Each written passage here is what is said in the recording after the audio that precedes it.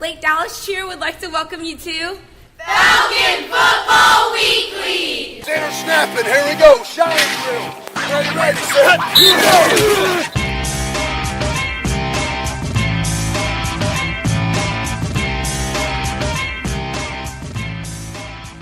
All right, welcome to another episode of Falcon Football Weekly. I'm John Piper and joined with head coach Michael Young.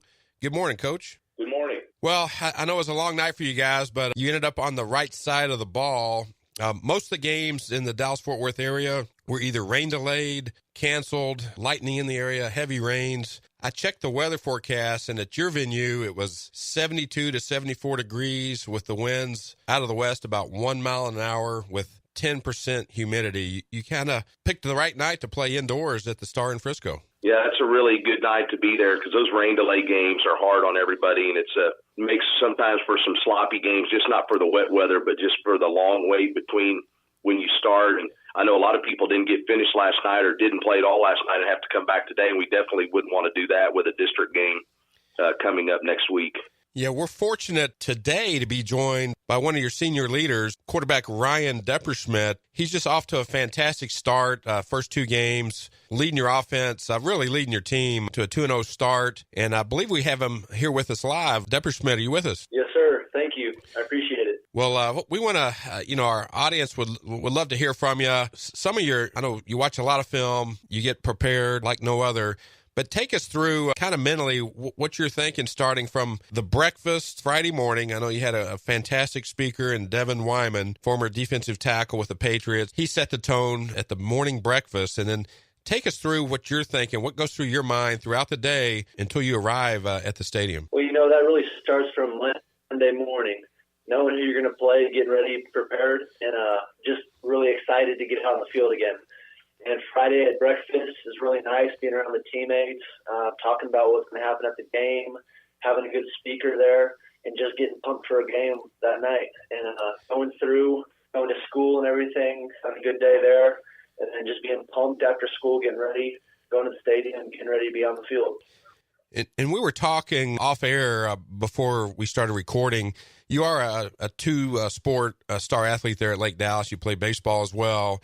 You made a personal decision to take this past summer off, not play with your summer travel team, to focus more on this upcoming football season in the weight room, conditioning, probably getting some timing with your receivers. Can you talk to us a little bit about that decision? Yes, sir. So that was a personal decision.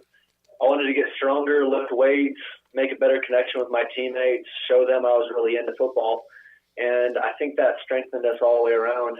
With the timing, being able to come work extra after our lifting in the mornings, and just set us up for the success we're having early on.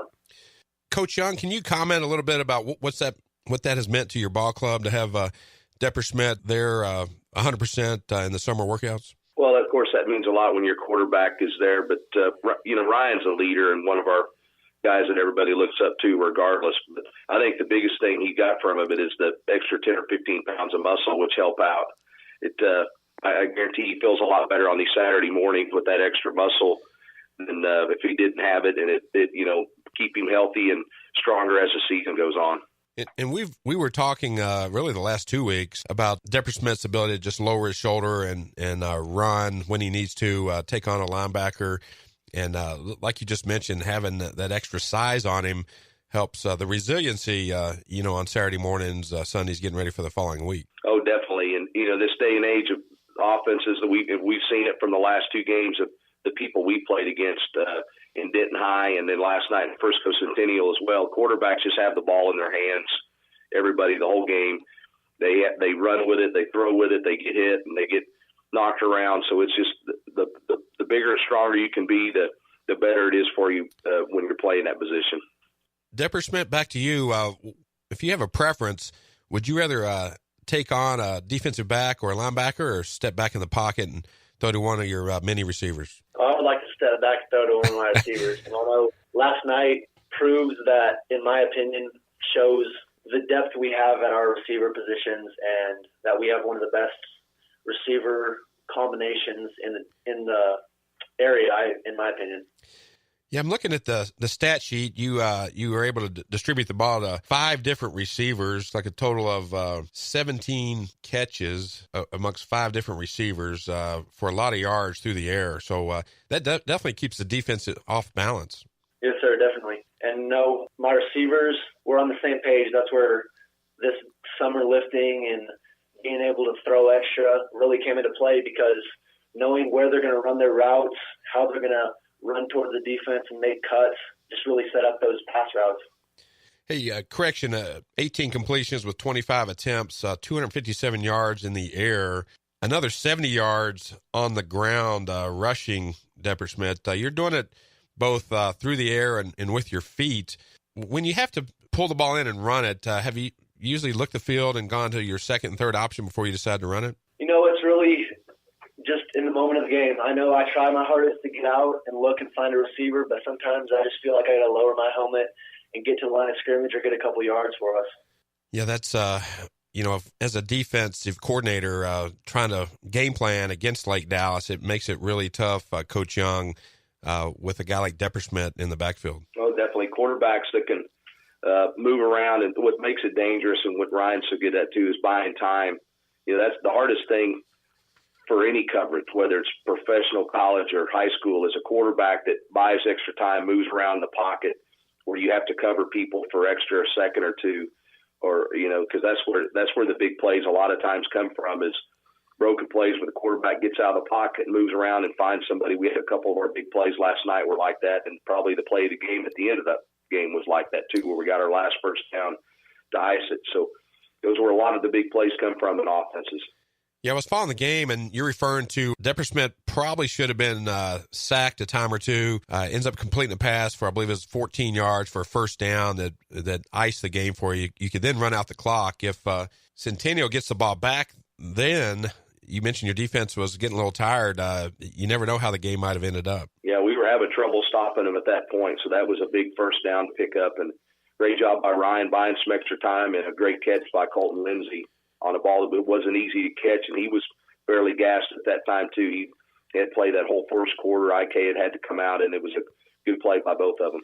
This take a step back as you enter the venue, the Star in Frisco, like we talked. What a fantastic place for a high school football game. What was it like for the coaching staff and the players, the trainers, everybody involved with the Lake Dallas Falcon football team to enter that venue and take the field pregame? Well, I'll let Ryan talk for the players, but I know, coaches, obviously we get excited about that. But I think more than anything, I get excited to see how much fun it is for, I watch cheerleaders and band and drill team people come in to take pictures of the place and selfies with themselves in there. So it's really a big deal for our whole school that, we have a lot of people that are involved in football, not just the coaches and players. We have a couple hundred band members, cheerleaders, drill team. So it's a great experience for all of those kids to be able to go in there and be in that environment. And how about you, Deb, for your teammates, everybody? You get a little extra bounce in your step when you play at a place like the Star in Frisco? Yes, sir, definitely. Such a nice venue. Walking in, it's nice and big. So much room in there. And I think last year being able to play there in the first round really helped us this year, because there's a lot of room in there to get lost and to start thinking about other things and how the field looks and some of the stuff they have in there. And I think playing there last year really helped us this year with being more focused and knowing what we were getting ourselves into. Coach Young, first half, your team's pretty well in control, but then Centennial scores 2 touchdowns within 3 minutes right before half. That kind of set the tone for something a little different at halftime than you were expecting. Well, we had a 17-point lead in the first half and another one in the second half. I think the thing in the game that was discouraging, both times we had a 17-point lead. I think we would have got one more touchdown, it would have been a totally different game. But that's a credit to them, and they've always been like that. We've played them a lot of times since I've been here. Centennial always does that. They're a lot like us. No matter what happens, they're going to keep plugging away, and they made some plays and got back in it. But it was good experience for us to be in that kind of a situation late in the game. You need to have some of that, especially before you get into district play, because we're going to have some games like that in district play that come down to the fourth quarter. We have to get first downs to win the game, or we have to get a defensive stop to win the game. So it'll help us down the road for sure. Yeah, last year was another tight when it came down to a 32-yard field goal. You guys end up making to win the game. So those types of games definitely get you prepared for some tough ones in district play and then prepare you for the playoffs. Depperschmidt, talk us through kind of that last play there where you scrambled and found your receiver to really give your team the victory. What was going through your mind as the defense was coming at you? Looked like they were going to get you for a sack, but you were able to elude them and make that completion. Well, I just give that credit to my teammates because nobody on the field gave up that play.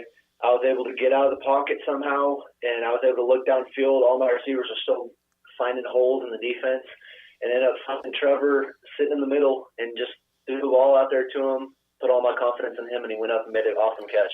Yeah, he had one catch, and that was probably the catch of the game. Kylie Smith had 8 receptions for 71 yards. Brandon Engel, one of your go-to guys, 4 receptions for 83 yards. I know Engel gets a lot of double-team coverage. He was probably a little frustrated at times, but he still made some plays when you needed him. Oh, yeah, definitely. I know he's going to be there for me in some of these big games coming up. Now, let's talk a little bit about the running game, Coach. You had, obviously, Depperschmidt leads the way again on the ground, 14 carries, 70 yards. IK, 5 carries, 25 yards. Kylie Smith, 11 carries, 32 yards. And Trevor Lindsay, 10 carries and 42 yards. You keep those guys fresh back there, so you have fresh legs. Is that part of the game plan each and every week? Yeah, that's a part of our running game is having different guys that can carry it. And what I've been excited about, I think what's going to help our offense and has helped it so far is we've been able to get the up yards between the tackles. That's what's tough in this day and age of football is if you can pound the ball between the tackles some, it really keeps the defense honest, and it's something we've been doing a lot better this year than in years past. And those yards by Lindsay and IK are usually pretty tough ones, 3, 4, 5-yard carries between the tackles, but those have been really key for us in our offense so far.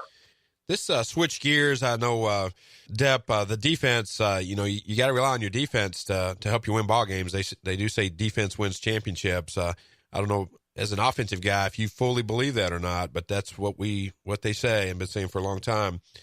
D.L. Roberson comes up with a big interception in the first half to really help fuel some momentum, get your offense back on the field. What can you say about the defense and what they're doing for the Falcon football team this year? Oh, I have total confidence in my defense. I know they've played with each other for many years now. Last night, there's things on both sides of the ball we can fix, and that's what practice is for and everything. I know we're going to come back, be fired up for this week against Reedy, and we're going to get all the flaws out. Yeah, Coach, that's a great segue to your upcoming matchup, district play. You're home for the first time of the season, Friday, September 14th, 7 p.m. at Falcon Stadium. Frisco Reedy is going to be a tough opponent. What can you tell us about how you're going to prepare for them and your first district ball game? Well, it won't. There's not a whole lot of secret that they've got a lot of the same people back just like we do. Not a lot has changed offense and defense, so it's going to be about execution and taking care of the football. They've looked good in their first couple of games. I got to see them in person this Thursday when they played the Colony, which is a good team, and they beat them. They looked really impressive. In week 1, they played Plano East, a 6A school, and we're up 40-6 at halftime against them. So we'll have our hands full, but this is about we beat them last year, so we know that we can do it. We just have to execute and play well. And I think one thing we can do better than last year, we got off kind of a bad start in that game, so that'll be something that's going to be key here in our stadium is getting off to a good start. And as far as coming off last night's game, did you have many players in the training room getting some extra work? How's the injury report looking? It looks good. I think we came out of it relatively healthy.